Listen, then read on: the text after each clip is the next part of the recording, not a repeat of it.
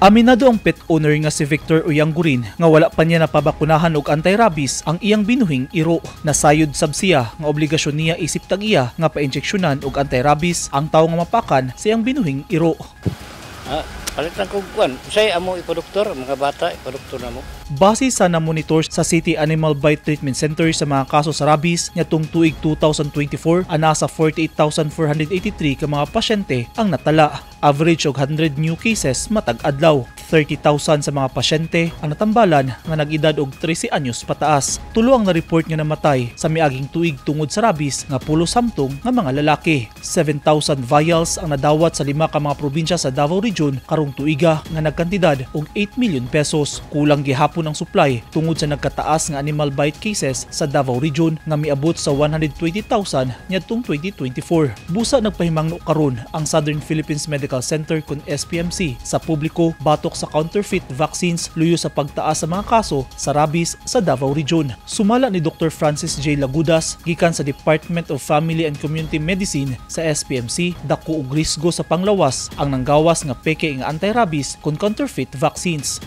Nga anti-rabies vaccine nga isa sa kinatanaw na to karon nga problema po nga mag-cause sa og problema sa in the future.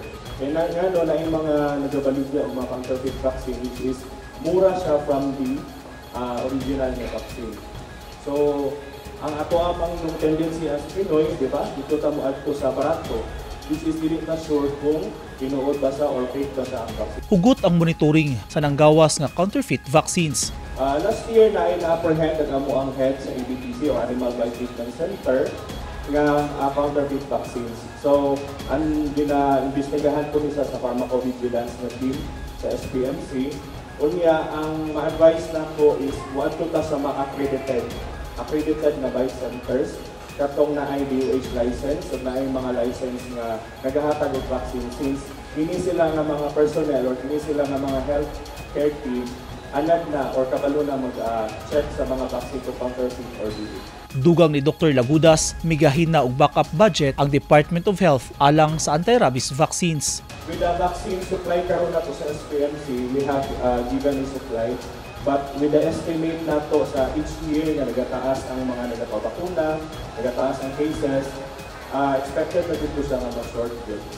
So we are campaigning na unta, tagaan o another budget. And I think ang ang DOH nag-allocate na sa backup budget para anang vaccines nato. Matag tuig dapat ginapabakunahan ang mga binuhing hayop.